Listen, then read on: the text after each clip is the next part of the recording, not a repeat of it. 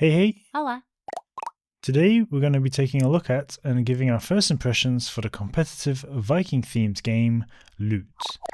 Yes, with 3 O's.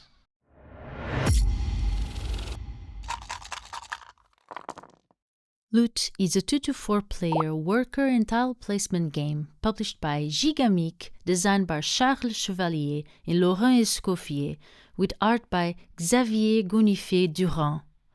The aim of the game is to gather resources and capture buildings to develop your fjord.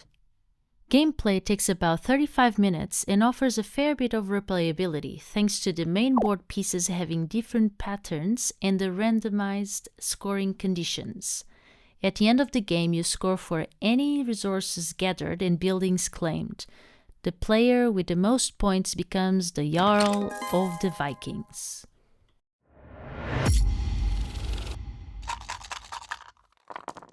Inside the box, you'll find 4 landscape boards. These are double-sided and connect together for however many players there are. So for a 2-player game, it's just 2 boards.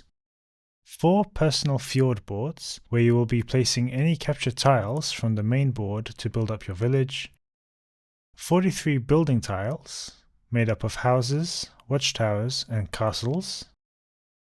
12 shields, 3 for each player color. These are one-time use bonuses, with one allowing you to immediately place another Viking, one lets you place your Viking on the same spot as another player's Viking, and one lets you take double the amount of resources from that spot. 15 construction site tiles, made up of ports, altars, and Jarl palaces. 52 wooden Vikings, 13 of each color. 1 trophy board. 1 ocean board. 5 trophies. 90 resource tiles, made up of axes, wood, sheep, and gold. 30 longship tiles. 1 bag to hold the longships. 1 score pad, and the rules. We think the art style is pleasant and cute. The box is pretty, and honestly it's what caught our attention at first. The majority of the components are nice, though the individual player boards could have been a bit higher quality, and thicker. Although this game was fairly affordable, and Little Wooden Vikings, in our opinion, brought up the overall quality a lot. The rulebook is of a good quality, and explained the game for us well. It comes with illustrative examples to clarify any doubts, and our first gameplay went smoothly because of that.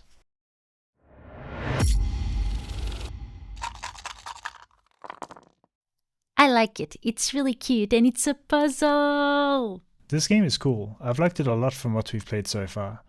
Not only did we end up playing this the following day, from what you see here, but we've also tried it on Board Game Arena, which is a good adaptation. In this first game, there were a few things I missed from the rules, such as being able to place my Viking on the board next to any Viking, not just my own. It was only close to the end that Christian made that move, and I noticed. This ended up messing up my strategy in a way, as I felt I was blocked off from areas I otherwise could have reached had I known. But that was my bad. Christian understood that clearly from the beginning. And playing in Board Game Arena helped to solidify valid actions as well. Yeah, I didn't realize Joanna didn't know, and because I hadn't placed a Viking in that way myself, it was unfortunate that it got missed.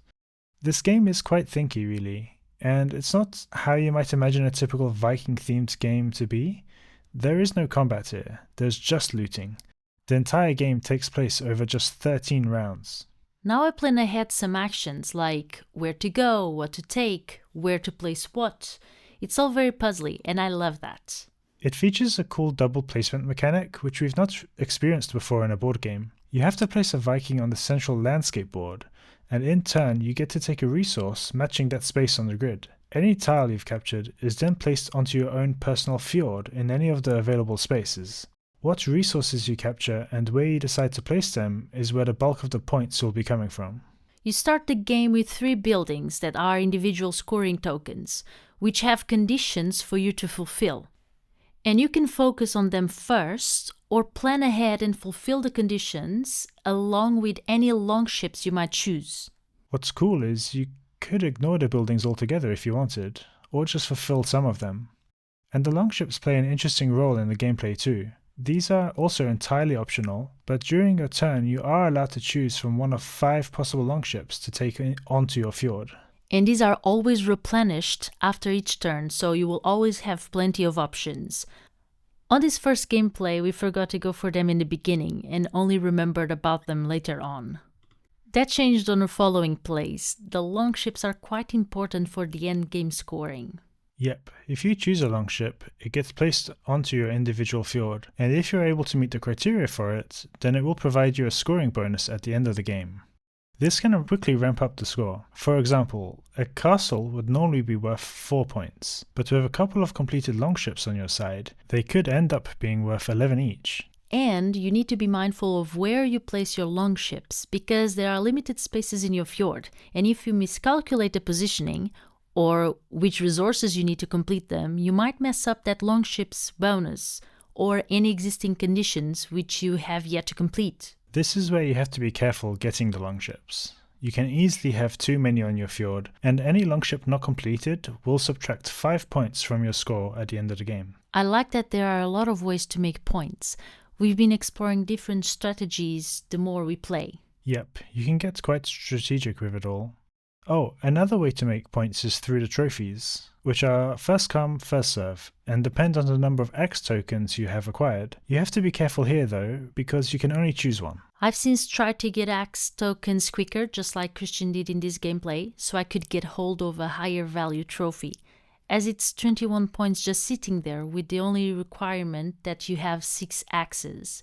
And the axes are mainly for that or to fulfill longship conditions.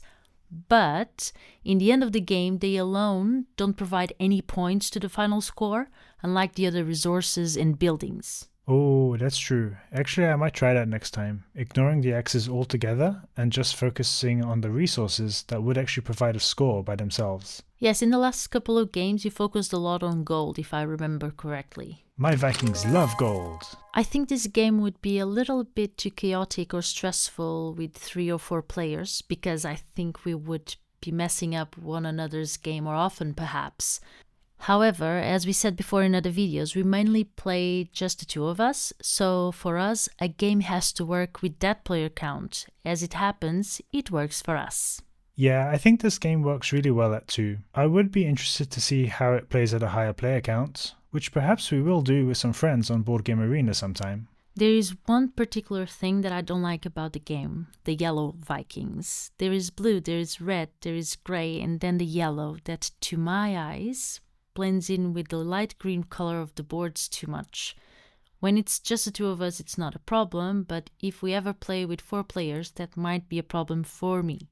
While that's not an issue for me, we could always paint the Vikings one day. I vote purple. Oh, and another issue I found was that I could take all the watchtowers and then Christian won't have enough to complete his scoring conditions. The second time we played Looot, I linked 3 towers, and because of that there was only 1 tower left with 2 tokens, and when Christian was finally able to connect with that tower, there was no token to take from the other side. Personally, I don't mind this much. The game is about looting after all. And it just so happened Joanna got to most of the towers before I did. I think perhaps I wasn't paying close enough attention, because really I could have prevented it a bit by placing one of my Vikings next to hers, breaking the chain. True. Maybe because this game is not confrontational otherwise, it caught me off guard when that happened. Twice. Yeah, this is where I think it will get interesting and a bit more spicy at larger numbers, because there will be more people competing for the same number of rather limited buildings, like the Watchtower. Although the map grows bigger with more players as well, so it might balance itself out. So yeah, all in all then, we think this game is well worth checking out. We enjoyed it a lot, and I know we will have plenty more games with it. Again, as a reminder, this game is available on Board Game Arena. It's part of their premium catalog though, so would need a premium member to start a table. It's 100% worth giving a try there if you're able to. Alright, so thanks for watching. We've been Board Game Beans. You've been you. Have a lovely day and Happy gaming!